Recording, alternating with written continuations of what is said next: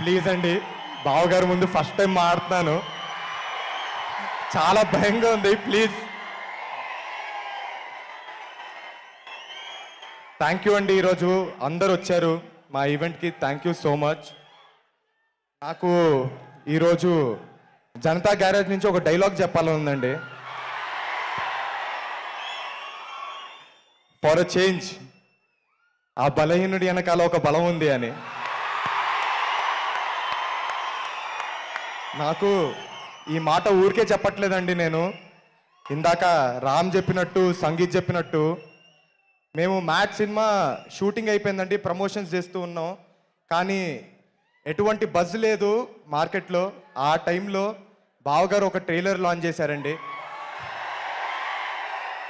కావాల్సినంత బజ్ వచ్చింది, మా సినిమాకి జనాలు వచ్చారు. ఆ తర్వాత మీకు తెలిసిందే, పెద్ద హిట్ అయింది. ఈరోజు మీ ముందు మ్యాట్ 2తో వచ్చాం. థ్యాంక్ యూ సో మచ్ బావా, మీకు ఎప్పటికీ రుణపడిపోయి ఉంటాం. అలానే బావగారు సినిమా చూసిన తర్వాత నాకు ఒక మాట చెప్పారండి, ఈసారి ఈజ్ బాగా పెరిగిందిరా నీలో యాక్టింగ్లో అని. థ్యాంక్ యూ సో మచ్ బావా. ఆ ఈజ్కి కారణం మా డైరెక్టరే బావా. ఎందుకంటే ఆయన ఎప్పుడు డైరెక్టర్గా లేరు, సెట్ పైన ఒక ఫ్రెండ్గా, ఒక మెంటర్గా ఉన్నారు. దాంతోపాటు ఒక వండర్ఫుల్ కో యాక్టర్స్ ఉన్నారు నా పక్కన, ఎప్పుడు ఫ్రెండ్స్గా. విష్ణు మామ కావచ్చు, యాంటోనీ కావచ్చు, కార్తికేయ కావచ్చు, లడ్డు విష్ణువే అండి. సత్యం రాజేష్ గారు, థ్యాంక్ యూ సో మచ్. అలానే సునీల్ గారు చాలా పెద్ద బూస్ట్ అయ్యారు మా సినిమాకి, థ్యాంక్ యూ సో మచ్. అలాగే మాకు ఈ అవకాశం ఇచ్చిన చిన్నబాబు గారికి, వంశన్నకి, అలాగే హారికకి thank you so much.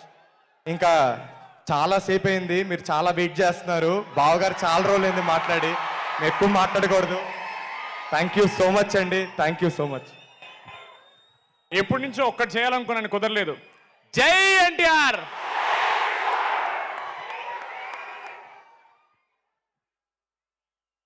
Thank you boys and hearty congratulations to the super success of Mad Square. Okay, so మరి ఇప్పుడు పిలిచేద్దామా స్టేజ్ మీదకి. అదిరిపోయేటువంటి స్టెప్పులు వేయాలన్నా